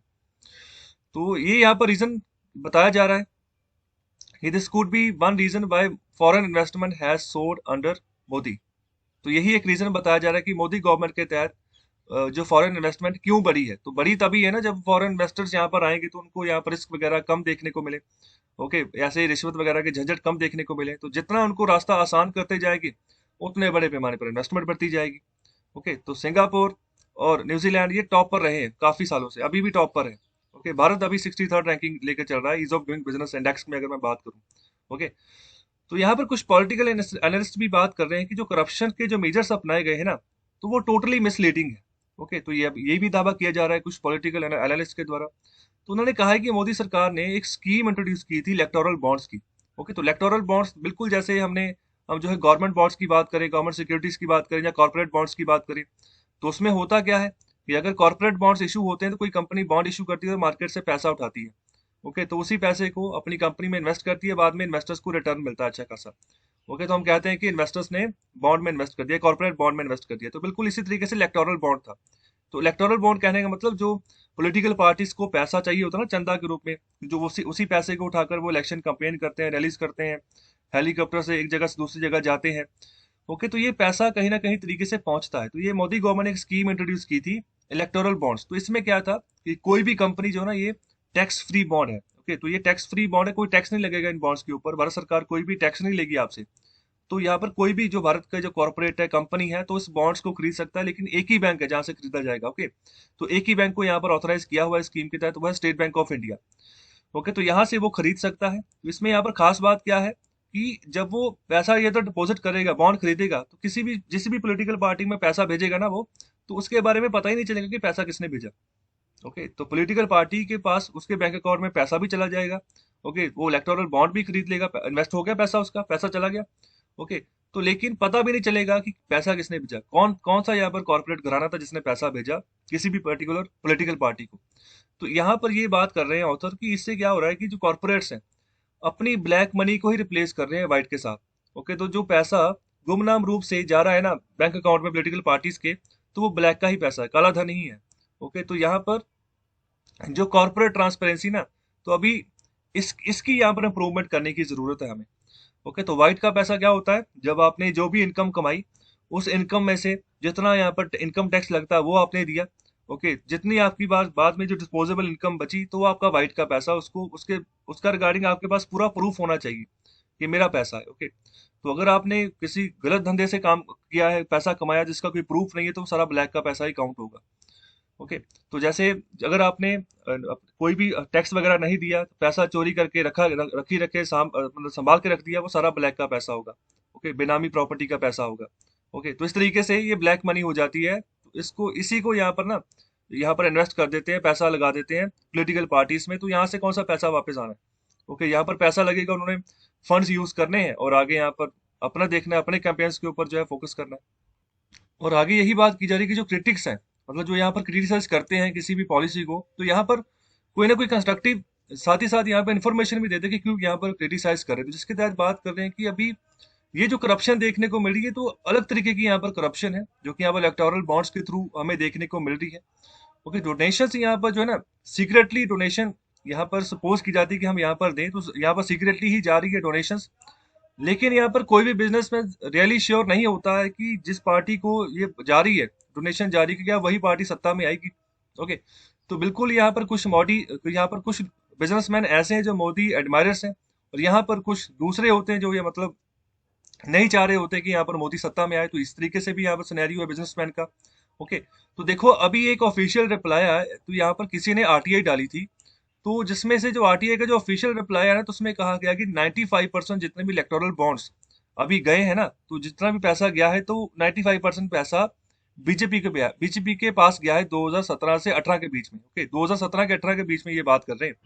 ओके, तो 95% इलेक्टोरल बॉन्ड्स बीजेपी के थ्रू ही यहाँ पर जो है खरीदे गए हैं, तो पैसा इन्हीं के पास गया है ज्यादातर। और इसी के चलते और भी बातें यहाँ पर की जा रही है क्रिटिक्स के द्वारा। यहाँ पर गवर्नमेंट ऑफ इंडिया ने क्या किया है कि अभी जो कॉर्पोरेट डोनेशंस का जो यहाँ पर कैप होता है, जो पहला कैप था जैसे 7.5% जितना भी नेट एवरेज प्रॉफिट निकल कर आता है किसी भी कंपनी का, भारतीय कंपनी का, तो उसको अभी कम कर दिया, उसको उस कैप को अभी एलिमिनेट कर दिया, खत्म कर दिया। ओके, तो अभी एक्सपैंड कर दिया फॉरेन एंटाइटीज के ऊपर, जो बाहर के प्लेयर्स हैं, इंडिया के बाहर जो यहाँ पर फर्म काम करती हैं, तो उनके ऊपर यहाँ पर ना दायरा बढ़ा दिया कि वो कॉर्पोरेट डोनेशंस बढ़ाएं। ओके, ज्यादा से ज्यादा भारतीय क्षेत्र में। ओके, तो यहाँ पर इस चीज को ओवर रूल भी किया गया, ऑब्जेक्शन हुई आरबीआई के द्वारा, रिजर्व बैंक ऑफ इंडिया के द्वारा, इलेक्शन कमीशन के द्वारा भी, लेकिन फिर भी जो है ना, जो है इसको ओवर रूल कर दिया गया। तो गवर्नमेंट ऑफ इंडिया ने यहाँ पर एक तरीके से एडिशनल विंडो जो था ना, यहाँ पर कंपनीज के लिए खोल दी, जो फॉरेन एंटाइटीज है खासतौर पर, कि वो इलेक्टोरल बॉन्ड्स खरीदे, जो कि यहाँ पर क्रिटिकल समय होता है, जब खासतौर पर जो स्टेट इलेक्शंस जब आते हैं ना, तो उससे पहले यहाँ पर उनको यहाँ पर एक दायरा दिया गया, विंडो दी गई, एक रास्ता दिया गया कि बड़े से बड़े पैमाने पर वो इलेक्टोरल बॉन्ड्स खरीदे। तो जब ये बॉन्ड्स खरीदेंगे तो पैसा पॉलिटिकल पार्टीज के पास जाएगा।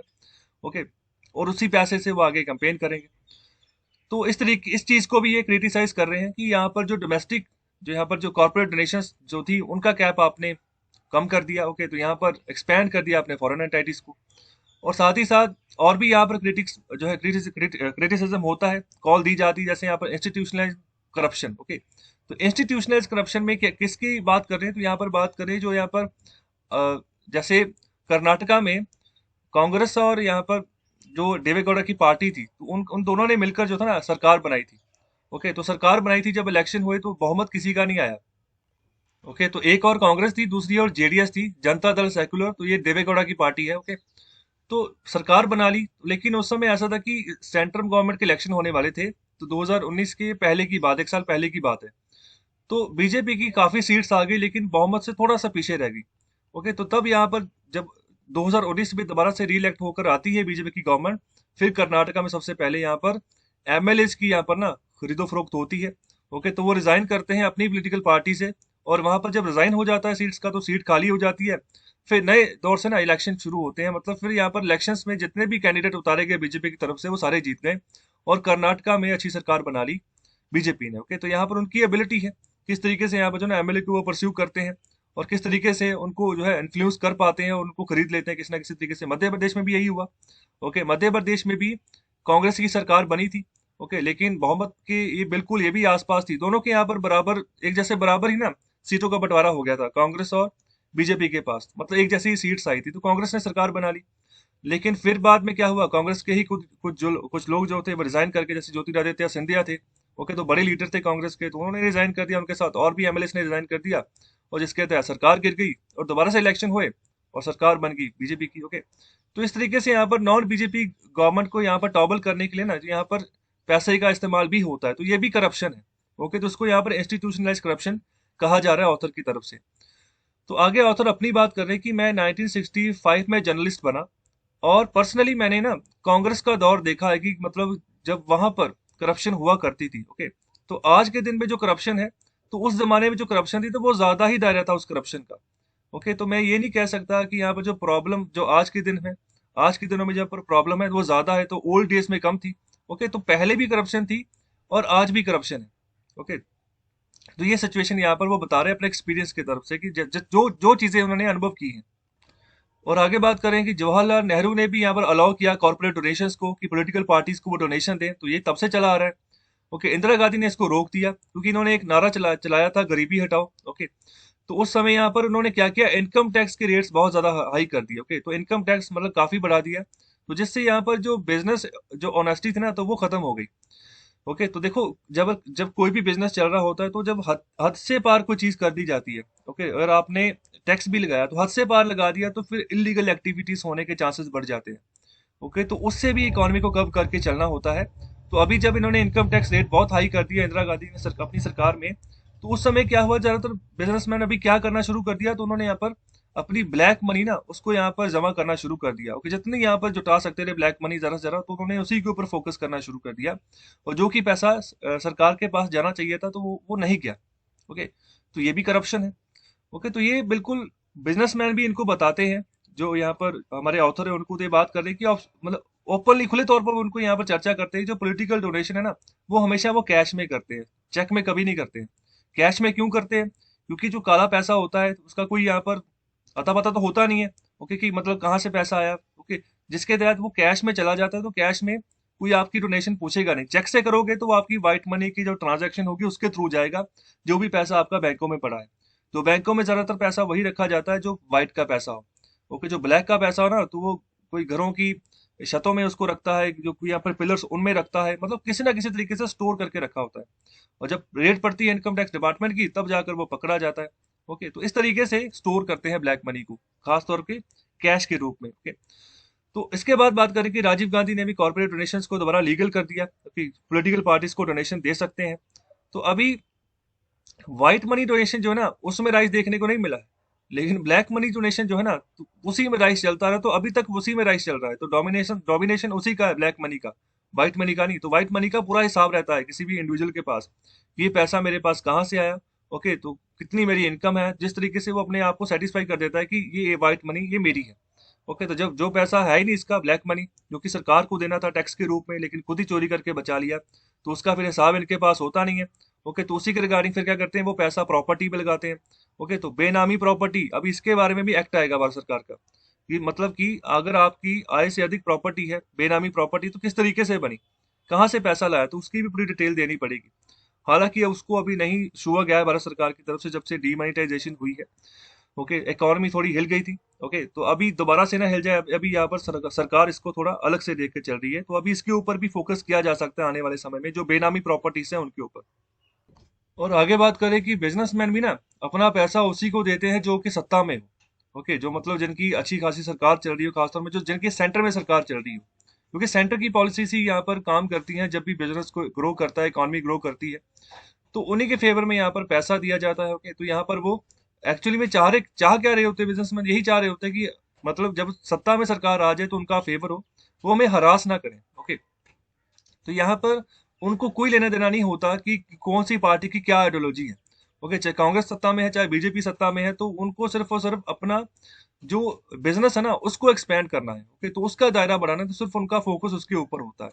तो अगर यहाँ पर कुछ क्रिटिक्स अगर ये कह रहे हैं कि यहाँ पर बीजेपी का यहाँ पर डोमिनेट शेयर है, ओके, यहाँ पर डोनेशंस के मामले में सबसे ज्यादा यहाँ पर इन्हीं के पास आ रही है, तो ये अभी सत्ता में है, इसी के लिए यहाँ पर ये चीज हो रही है। ओके, तो अभी अगर बात करूं कांग्रेस की, तो जब यहाँ पर कांग्रेस का जमाना था ना, तो यहाँ पर जब वो रूलिंग पार्टी थी, तो उस समय उसका शेयर भी डोमिनेंस था। ओके, तो सबसे ज्यादा यहाँ पर इन्वेस्टमेंट डोनेशंस के रूप में इसी के पास ही आती थी, और जिसके पास ज्यादा पैसा रहता था, तो उसी पैसे को यूटिलाइज करते थे। तो ऐसा भी नहीं कि सारा पैसा इलेक्शंस में ही लग जाता था। तो यहाँ पर ये भी बात कर रहे हैं कि यहाँ पर डोनेशंस की अगर हम बात करें, डोनेशंस को बोलो, जो यहाँ पर ब्लैक मनी जो है ना, उसी को यहाँ पर एक्सटॉर्ट किया जाता है, जो कि यहाँ पर पॉलिटिशियंस के द्वारा अपनी जेबों में रखा जाता है, जो पैसा बिजनेसमैन के द्वारा इनके पास पहुंचता, तो वो भी ब्लैक मनी है जो बिजनेसमैन ने भेजी है। ओके, तो अभी वो पैसा जो है ना, इलेक्शंस में स्पेंड होता ही नहीं है। ओके, जिस पैमाने पर होना चाहिए। तो एक नवीन जिंदल करके एक इंडस्ट्रियलिस्ट है। ओके, यहाँ पर जिंदल स्टील जो है ना, इन्हीं की यहाँ पर फर्म है, और ये कांग्रेस पॉलिटिशियन भी है। तो यहाँ पर इन्होंने एक बार कहा था कि 1% जो मनी यहाँ पर एक्सटॉर्ट की जाती है ना फ्रॉम बिजनेस, वह स्पेंट ऑन इलेक्शन, सिर्फ 1% पैसा इलेक्शन पे लगता है, बाकी का पैसा पार्टीज अपने पास रखती हैं। फिर वो पैसे के क्या करती हैं, उसी पैसे से फिर एमएलए वगैरह खरीदती हैं। जब लग रहा हो कि हमने किसी राज्य में अपनी सरकार बनानी है तो फिर वहां पर ऐसे कदम किए जाते हैं। तो देखो अरुणाचल प्रदेश में तो 33 के 33 एमएलए इन्होंने खरीद लिए थे जो कि सत्ता में थे। ओके, सरकार चल रही थी। ओके, तो बीजेपी ने दूसरे के यहाँ पर यहाँ पर ना एक लॉ बनाया गया है जिसको हम एंटी डिफेक्शन लॉ बोलते हैं। ओके, तो जिसके तहत ऐसा होता है कि कम से कम यहाँ पर जितनी कुल सीट्स हैं उसका यहाँ पर 1/3 जो है ना वो आपके फेवर में हो, तब जाकर जो है कोई एक बंदा एक पॉलिटिकल पार्टी को छोड़कर दूसरी पॉलिटिकल पार्टी में जा सकता है। तो इन्होंने 36 यहाँ पर एमएलए थे, 36 के 36 ही यहाँ पर अपनी पार्टी में अपने कन्वर्ट करवा लिए, तो सरकार इनकी बन गई। तो देखो ये तभी हो पाएगा ना जब पैसा होगा। ओके, तो इसी चीज से यहाँ पर बात करिए, कांग्रेस ये भी कांग्रेस का भी यहाँ पर लेजेंडरी रोल रहा है अपने जमाने में। ओके, तो वो भी इसी तरीके से गवर्नमेंट्स को टॉबल करती थी, परचेज करती थी डिफेक्टर्स को। ओके, जो यहाँ पर जो एमएलए छोड़ना चाह रहे होंगे अपनी पार्टीज को, तो पैसा मिलता था उनको, अपनी पार्टी को छोड़ते थे। ओके, अच्छा खासा पैसा मिल गया तो साइड पे हो जाते थे। तो ये सब चीजें हैं जो यहाँ पर पॉलिटिकल स्पेंडिंग होती हैं। ओके, तो ये कांग्रेस के जमाने से चलती आ रही है। ओके, तो ये अभी नया बात नहीं शुरू हुई है कोई। ओके, तो अभी करप्शन जो है ना, ये बात कर रहे हैं राष्ट्र में कि ये ठोस है। ओके, ये रहेगी आने वाले समय में। तो इलेक्टोरल बॉन्ड्स अगर हम ये रास्ता सुझाएं कि इलेक्टोरल बॉन्ड्स की मदद से ब्लैक मनी खत्म हो जाएगी, तो ऐसा नहीं है। ब्लैक मनी तो खत्म नहीं हुई पॉलिटिक्स में, वो चलती जाएगी। लेकिन जो अभी चेंज देखने को मिला ना रैंकिंग्स में, जो अभी ट्रेस का रैंकिंग आया, जो यहाँ पर ट्रांसपेरेंसी इंटरनेशनल रैंकिंग आया, तो उसने अभी थोड़ा सा बेटर चीज बताई है कि हम अभी सही तरीके से आगे बढ़ रहे हैं करप्शन के मामले में। करप्शन कम हुई है हमारे यहाँ, लेकिन वर्ष नहीं है सिचुएशन, मतलब ठीक सिचुएशन है, इतनी खराब सिचुएशन नहीं है। तो ये बात कर रहे हैं कि मैं भी यहाँ पर और जो बाकी जो क्रिटिक्स है उनके साथ मैं ज्वाइन करा। ओके, तो मैं जैसे यहाँ पर बीजेपी को यहाँ पर ये कहते हैं, आरोप लगाते हैं कि सेकुलरिज्म के मामले में, ह्यूमन राइट्स के मामले में और इंस्टीट्यूशनल एरोजम के मामले में, जैसे अभी जो देखो ना कर्नाटक में सरकार सत्ता ही बदल दी, जिसको हम यहाँ पर इंस्टीट्यूशनल करप्शन बोल रहे हैं।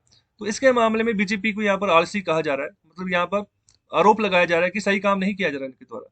लेकिन आखिर में ये भी बात करें कि I can not agree with them that corruption has merely been white washed by electoral bonds. तो ये इनका दावा था बीजेपी का कि अगर इलेक्टोरल बॉन्ड्स के थ्रू अगर पैसा आता ना पॉलिटिकल पार्टीज को, तो ब्लैक मनी में काफी बड़े पैमाने पर कर्व देखने को मिलेगा। तो ये इस बात से सहमत नहीं है उतर, ये पूरी तरीके से ब्लैक मनी व्हाइट वॉश हो जाएगी, करप्शन व्हाइट वॉश हो जाएगी, तो ऐसा नहीं देखने को मिल रहा है। ओके, तो ये सिचुएशन यहाँ पर ऑथर ने अपनी रखी है।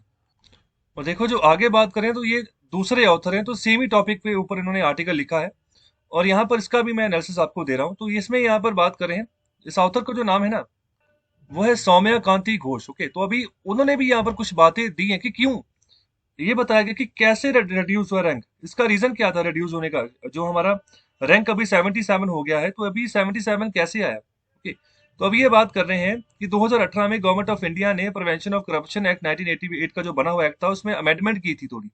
ओके, उसको यहाँ पर अमेंडमेंट करके कुछ नई प्रोविजंस उसमें इंट्रोड्यूस की थी, जिसमें इस एक्ट को क्रिमिनलाइज कर दिया गया था, मतलब कि सजा मिलेगी अब तो किसके चलते, अगर आप रिश्वत लेते हो। ओके, तो देखो ज्यादातर जो ब्यूरोक्रेसी होती है, जो एडमिनिस्ट्रेशन होती है, तो वहीं पर रिश्वत चलती है बड़े पैमाने पर। ओके, तो अब अगर अगर रिश्वत लेते पकड़े जाते तो अभी क्रिमिनल एक्ट के तहत उनको सजाएं मिलेंगी, तो जिसके तहत यहाँ पर एक इफेक्टिव डिटरेंस भी यहाँ पर लगा दिया अगर कोई भी एक्शन ऐसा किसी इंडिविजुअल्स के द्वारा किया जाता है। ओके, तो अभी जो खास तौर जो यहाँ पर जो कॉर्पोरेट एंटाइटीज भी अगर ऐसा काम करती है ना, मतलब देती हैं उसको रिश्वत वगैरह किसी यहाँ पर अदारे को, तो ऐसा कोई मतलब इंसिडेंट करने की कोशिश भी करती, तो उसके ऊपर भी एक यहाँ पर ना नजरसानी बैठा दी, यहाँ पर इफेक्टिव डेटरेंस बैठा दिया कि ऐसा काम नहीं होना चाहिए।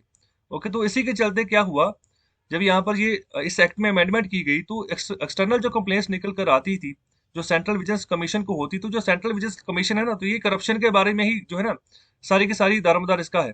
ओके, करप्शन की जितने भी केसेस फाइल होते हैं तो इसी के अंतर्गत होते हैं, तो ये अपनी ड्यूटी निभाता है यहाँ पर। तो आप कमेंट बॉक्स में आंसर करें कि या ये जो सीबीसी है क्या ये कॉन्स्टिट्यूशनल बॉडी है या फिर नॉन कॉन्स्टिट्यूशनल बॉडी है।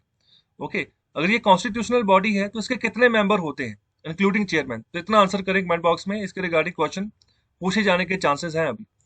ओके, तो अभी 2014 से 2019 तक की अगर हम केसेस की बात करें तो कंप्लेंट्स जो है ना वो अभी 48% का डिक्लाइन देखने को मिला है। तो यहाँ पर ये चीज पता चल रही है कि अभी जो आम लोग हैं उनका विश्वास बढ़ा है कि यहाँ पर साफ एडमिनिस्ट्रेशन होनी चाहिए, साफ तरीके से वो काम करनी चाहिए।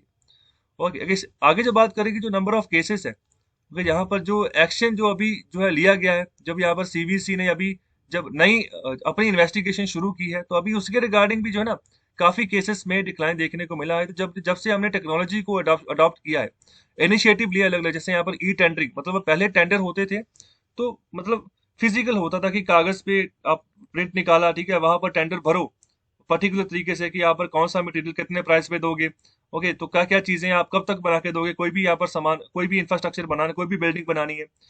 तो अब ये सब चीजें ई टेंडरिंग कर दी, मतलब कि एक ही बार में टेंडर खुलेगा, एक टाइम स्लॉट दे दिया जाएगा, उसी में टेंडर भरो। ओके, तो हर एक मटेरियल का कॉस्ट वगैरह सब कुछ भरो उसमें। ओके, तो इससे यहाँ पर करप्शन के चांसेस कम हो जाते हैं। तो पहले ऐसा होता था, कॉपी हो जाता था, ओके, चोरी हो जाता था, जिसने टेंडर भरा किसी दूसरी कंपनी का, तो उससे पूछ लिया कि उसने क्या भरा। ओके, तो जिसने टेंडर अपने अपने दम पर हासिल करना, तो वो क्या करता था, मतलब करप्शन करता था, अपने चार्जेस कम से कम रखता था, दूसरे को कॉपी करके कि उसने कितना रखा। ओके, तो ये टेंडरिंग, तो ई टेंडरिंग कर दी कि आराम से घर पे बैठे, जहां भी कंपनी का ऑफिस है वहां से टेंडर भरो। ओके, तो अभी ये एक दूसरे की कॉपी तो नहीं कर सकते, जितना भरेंगे तो अपने हिसाब से अपना एस्टिमेट लगाकर भरेंगे। अगर सरकार को सही लगा, जिसका यहाँ पर रेट का सबसे कम लगा, सरकार उसको टेंडर देगी।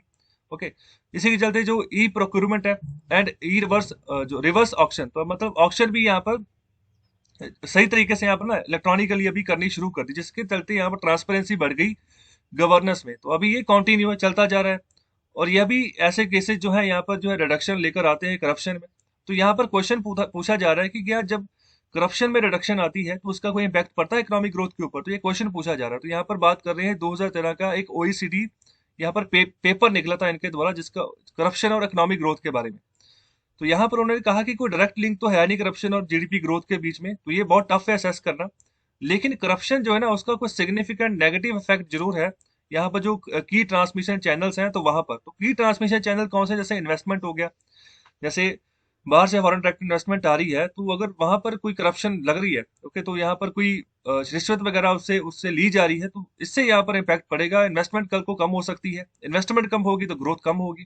कंपटीशन में यहाँ पर देखो, अगर कोई ऐसे करप्शन वगैरह चल रही है, तो फिर कंपटीशन ही सही तरीके से नहीं बढ़ेगा, तो क्वालिटी चीज नहीं मिल पाएगी, क्वालिटी नहीं मिलेगी, तो तब भी यहाँ पर जो है ना जीडीपी के ऊपर इम्पैक्ट पड़ेगा। एंटरप्रेन्योरशिप, ओके, यहाँ पर जितने भी लोग कॉर्पोरेट्स जो यहाँ पर पैसा लगाते हैं, ओके, औद्योगिक घराने जितने भी, तो गवर्नमेंट होगी, गवर्नमेंट की efficiency, okay, regarding to the government expenditure and revenues and human capital formation, तो ये सब चीजों के ऊपर इम्पैक्ट पड़ता है।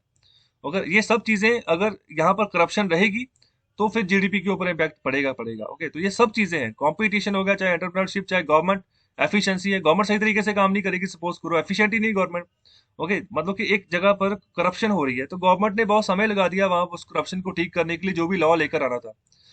ओके, तो यहाँ पर इनएफिशिएंट गवर्नमेंट होगी, कब नहीं कर पाई सही तरीके से, गवर्नमेंट एक्सपेंडिचर, खर्चा ही नहीं किया सरकार ने जितना खर्चा करना चाहिए था इकोनॉमी में, तब भी यहाँ पर जीडीपी के ऊपर इम्पैक्ट पड़ेगा, रेवेन्यू पे ऊपर इम्पैक्ट पड़ेगा। जीडीपी कम होगी तो इनकम कम हो जाएगी, इनकम कम होगी तो सरकार का टैक्स के रूप में जो सरकार के पास पैसा आता है, तो वो भी कम हो जाएगा। ओके, तो ह्यूमन कैपिटल फॉर्मेशन, मतलब कि किस तरीके से स्किल्ड बंदा बनाना है हमने, तो ताकि जो कि आने वाले समय में इकोनॉमी को कुछ ना कुछ पॉजिटिव देकर जाए वो। ओके, तो ह्यूमन कैपिटल फॉर्मेशन बहुत इंपॉर्टेंट चीज होती है।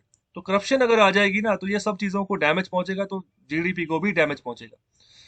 और आखिर में बात करें कि मार्च 2021 में एसबीआई की एक इको रैप करके एक एनालिसिस आया था बिटवीन 2012 एंड 2018, तो उसने यहाँ पर शो किया था, बताया गया था कि जो भारत, ब्रिटेन, इजिप्ट, ग्रीस और इटली जैसी कंट्रीज है ना, तो उन्होंने यहाँ पर करप्शन इंडेक्स में काफी अच्छा काम किया, उनके यहाँ पर लेवल रिड्यूस हुए हैं, रैंकिंग उनकी सुधरी है, ओवरऑल रैंक जो है उनका इंप्रूव हुआ है, अगर हम transparency international corruption perception index की बात करें तो।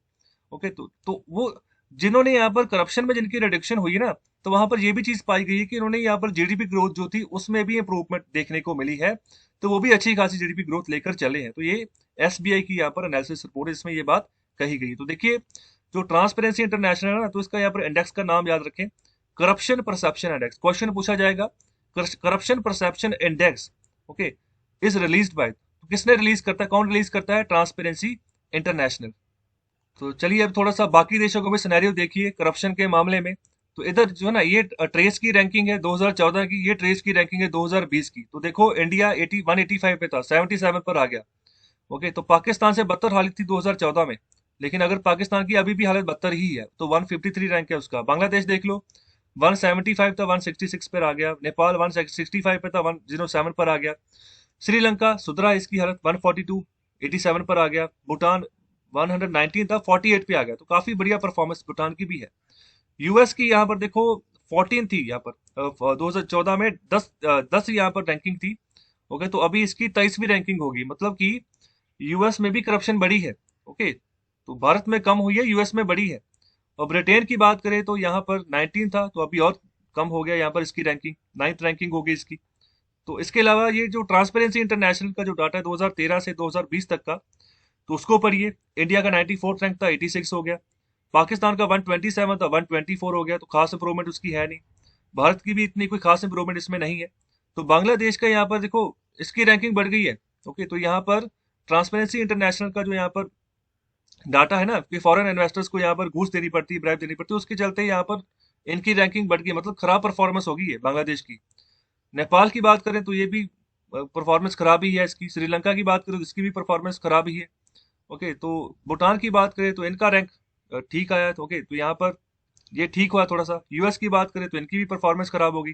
ब्रिटेन की बात करें तो इनका परफॉर्मेंस ठीक है। ओके, तो 2013 में 114 था रैंक ब्रिटेन का, तो सबसे बढ़िया इंप्रूवमेंट तो ब्रिटेन की है ना, ट्रांसपेरेंसी इंटरनेशनल के जो यहाँ पर इंडेक्स है उसके चलते। तो 11 रैंक हो गया अभी इसका। तो चलिए अभी बात करते हैं एडिटोरियल नंबर 4 की। तो यहाँ पर बात करें री लुक एट लॉक अनलॉक रीलॉक।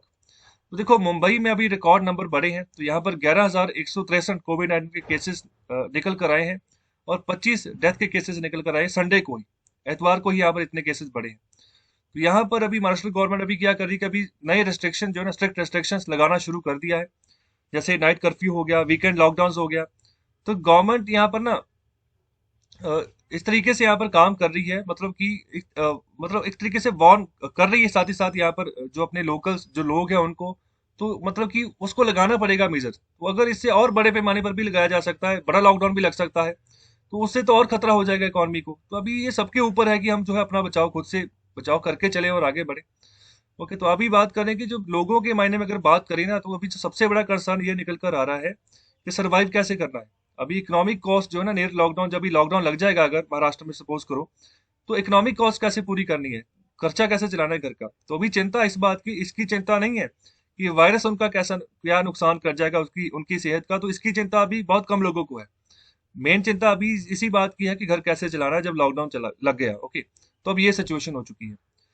और अगर हम बात करें लो मिडिल इनकम कंट्री जो कि भारत है, तो मुझे आप कमेंट बॉक्स में आंसर करें किसी एक हाई इनकम कंट्री की, एक यहाँ पर low upper income upper middle income country की, और यहाँ पर लो इनकम कंट्री की। तो एक एक एग्जांपल अभी इन चारों कैटेगरीज के बारे में दें। तो ये जो स्टेटस है ये वर्ल्ड बैंक के द्वारा दिया जाता है अलग हर एक मुल्कों को। तो जितनी यहाँ पर कैपिटा इनकम होती है ना उनके लोगों के, उसके हिसाब से यहाँ पर ये कैटेगरी बनाई जाती है। तो अभी भारत को लो मिडिल इनकम कंट्री की कैटेगरी में डाल दिया गया था। ओके, तो ये कुछ समय पहले भारत अभी अपर मिडिल इनकम की कैटेगरी में था। ओके, तो अभी अपर मिडिल इनकम की कैटेगरी से इसको लो मिडिल इनकम की कैटेगरी में डाल दिया गया है।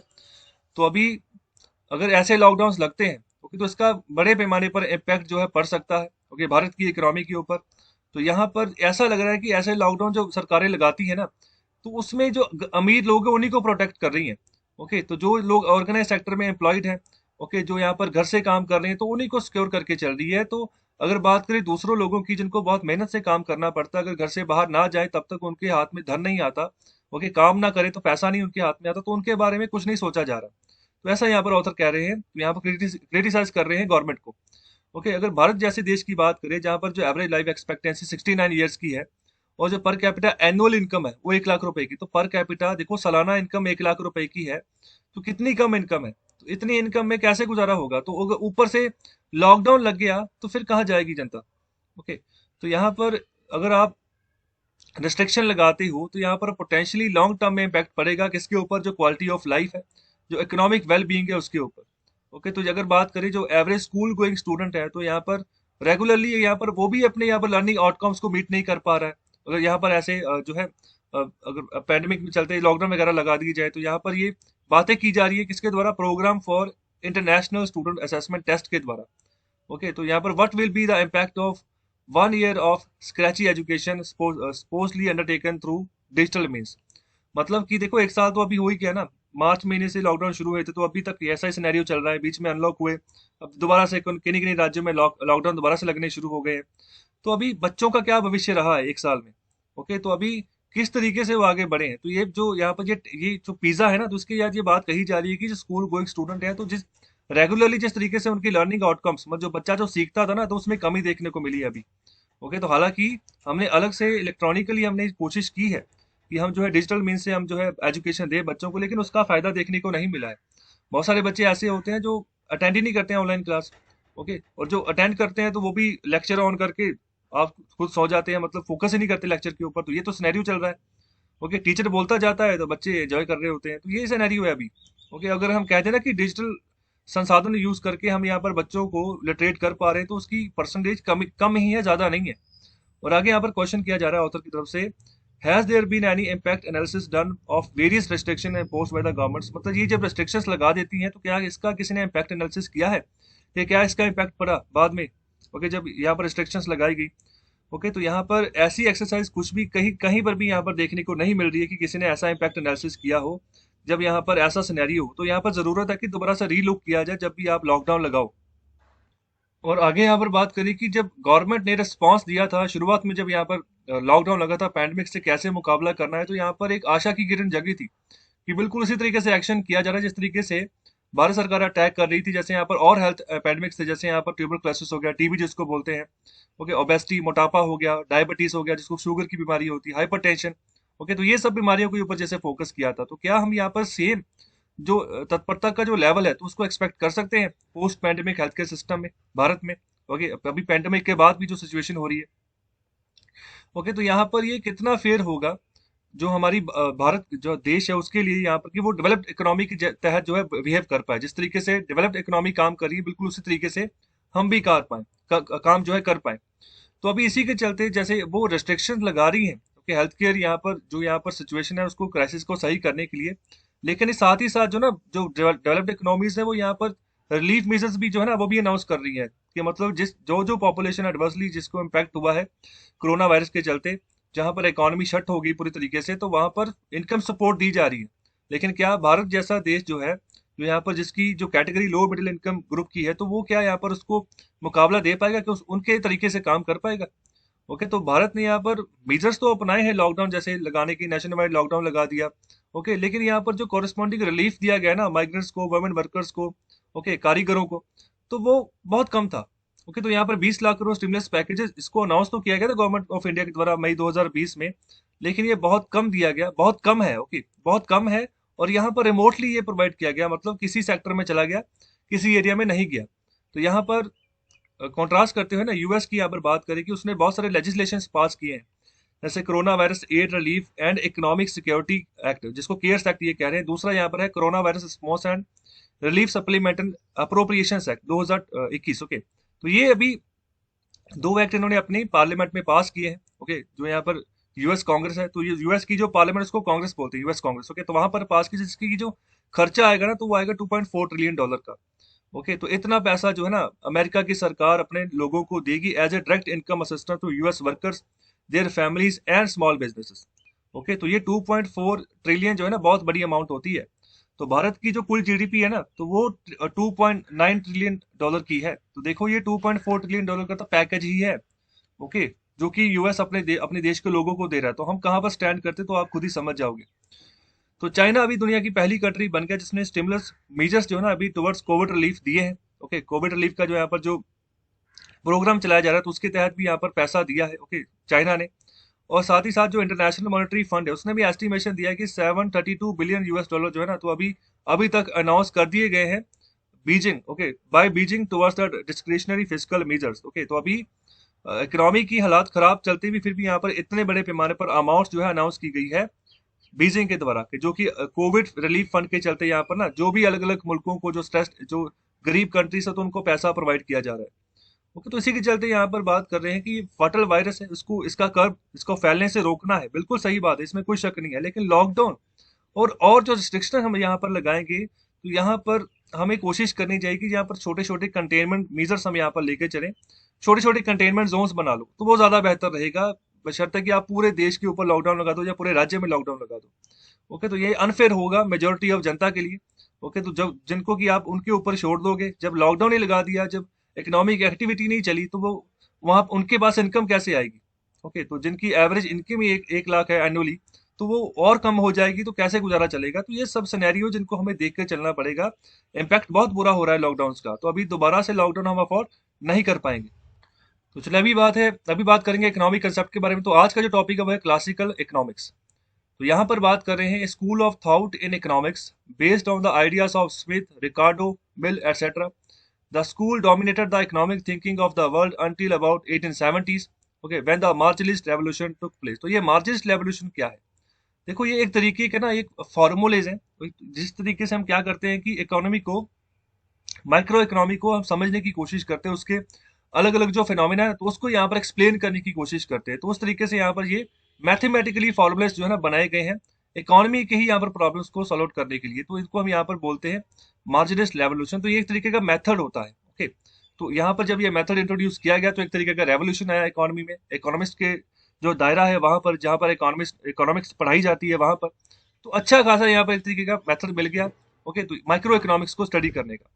ओके, तो यहाँ पर पुराने समय में 1870s की बात करें, जब यहाँ पर तब समय की जो इकोनॉमिक थिंकिंग थी ना, तो यहाँ पर उस पूरे सिनेरियो को हम यहाँ पर कहते हैं क्लासिकल इकोनॉमिक्स, ओके। तो यहाँ पर कुछ प्रोफेसर जिनका यहाँ पर नाम रखा गया, जिसके आइडियाज के बेस के ऊपर ये काम करता है, ओके। मतलब विचारों का यहाँ पर स्कूल, विचार होंगे तभी तो आगे बढ़ेगी ना चीज, आइडियाज आएंगे नहीं तभी तो रिसर्च होगी, नई रिसर्च होगी, कुछ फेलियर होंगे, कुछ यहाँ पर पॉजिटिव आउटकम्स होंगी, पॉजिटिव आउटकम्स होंगी तो उसी को आगे आप फर्दर आप परस्यू करके चलो तो एक नई रिसर्च बनेगी आपके सामने। तो कैसा लगा आर्टिकल? कमेंट बॉक्स में अपना फीडबैक जरूर देना, जो क्वेश्चन पूछे उनका आंसर देना जरूरी है, इंपॉर्टेंट है। ज्यादा से ज्यादा शेयर करना लेक्चर को। बहुत बहुत शुक्रिया, धन्यवाद।